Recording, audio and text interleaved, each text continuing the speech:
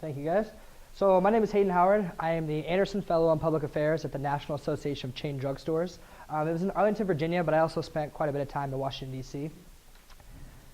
So we'll go over a little overview. The National Association of Chain Drugstores, or NACDS for short, is really broken up into three parts. So the first part is the lobbying and advocacy side. So they're obviously going to lobby for policies and different laws that help the pharmacy industry. The second part is their trade association, as the name says, National Association of Chain Drugstores. Their members are chain drugstores, so if you have 4 or more stores, you can be a member of NACDS. And then the foundation side, which is involved in their philanthropic endeavors. And so you see the bottom, NACDS Foundation is actually a completely separate entity from NACDS. They are a 501c6, so they are different than NACDS itself. They also play a major role in the pharmacy industry with 38,000 pharmacies across the United States, 114,000 pharmacists, 2.3 billion prescriptions filled yearly, and over $700 billion in annual sales. So for a small company like NACDS to have over 90% of the annual sales in the pharmacy industry is pretty spectacular. So now we're going to talk about the membership of NACDS. There's 2 types of members. There's chain and associate members. For chain members, there's 119. 69 of them are traditional chain members, such as a Walgreens, a CVS, a Rite Aid. 43 supermarket and grocery stores, and that would be your Kroger or your Hy-Vee or your Publix, and then 7 mass merchants, which includes Sam's and Costco.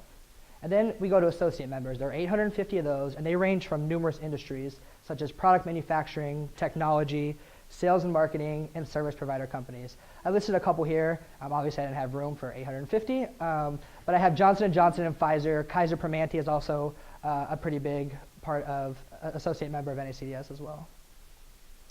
So I obviously did a lot of projects, as you heard from everyone, but my major project was creating a hepatitis C screening initiative. And I took this project from the ground up. It was an idea that NACDS had, and they kind of let me run with it. And so throughout the summer, I was tasked with finding a target city that we could run this pilot project in. So I spent a lot of my time researching cities that had a fair amount of hepatitis C cases in the past, also looking for a chain pharmacy that could actually facilitate these testings, because this obviously would be a large-scale project. And then I also worked with local congressmen and women to get support for this project. So after months of research, my second to last week at NACDS, I actually presented this information to the American Pharmacists Association, and they actually really loved it, and they're going to partner with NACDS. And so we're hoping for a pilot set in Charleston, West Virginia on World Hepatitis Day next year. Rite Aid was the company that we looked at. In the middle of the picture right there is actually an OraSure rapid hepatitis C test. So you can go into your local pharmacy, you can get your blood taken right there, and within 5 minutes you can find out your status on hepatitis C. So it's pretty amazing. Some other projects, I researched some policies that NACDS used for their meeting with the Federal Trade Commission, which was really neat. I also assisted with the CMS grant proposal. The Centers for Medicare and Medicaid Service had a pretty substantial grant program that they were giving out over $1 billion in research money, and NACDS sent a proposal in, so we should find out about that in April. I also created a spreadsheet of various pain management forums and chat rooms and all kinds of different things to see if there was a way that NACDS could come in and actually make a difference with their chain pharmacies. And then I also attended meetings for the NACDS Total Store Expo, which is the national conference for NACDS. And then probably the coolest thing I did, I have to be honest, was attending congressional hearings. So I would go at least once a week, maybe twice a week, to Capitol Hill, and I would listen to hearings from the Energy and Commerce Department, and it was amazing. I really can't explain the things that went on in there because a lot of them should be closed door, but they're all on C-SPAN if you ever get interested. But yeah, it's really amazing to sit there and hear these people who you represent, who you elected, and they're representing you, and the things they say and the things they do. It's amazing. I also had to do a few interny things, stuffed envelopes for senators and congressmen. That was probably my least favorite thing that I did. And I also helped coordinate the Faculty Scholars Program. I work with faculty from the University of Iowa, actually, to come up with a program to help garner some more funds for faculty scholars at pharmacy schools across the nation. Now, the Total Store Expo, so each year NACDS has 3 national conferences. They have a pharmacy, a marketplace and supply chain, and a logistics conference. And they're all at 3 separate locations on 3 separate days at 3 separate times across the nation. So this year they decided to do something different and hold one large national conference in Las Vegas and do it over a 3-day event. So everything that would happen at these conferences was all happening in 3 days. So it was obviously a mad dash.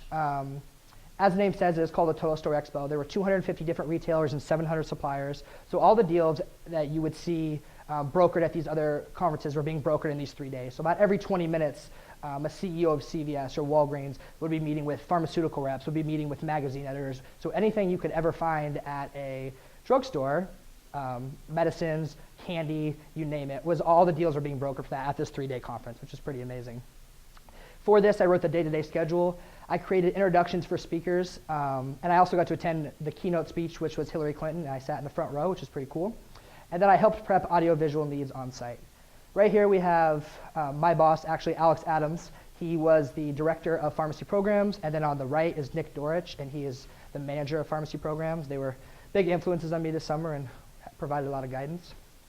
Professional impact, as everyone said, we all increased our network. I absolutely did. I have a stack of business cards that I talk to these people frequently. It gave me a clear direction of future career plans. I actually studied to be a doctor at Cornell, and after this fellowship, I decided to go into public health and go into the administrative and public policy side of health.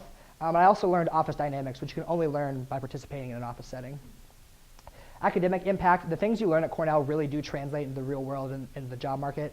Multitasking and prioritizing, written and oral communication, research, obviously that was a large part of my job, and ability to work under pressure. I had 3 months instead of 18 days, but it was still pressure filled.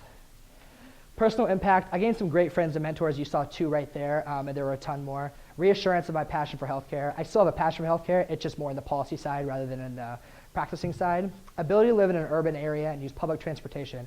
That was a difficult one. That might be the hardest thing I did all summer.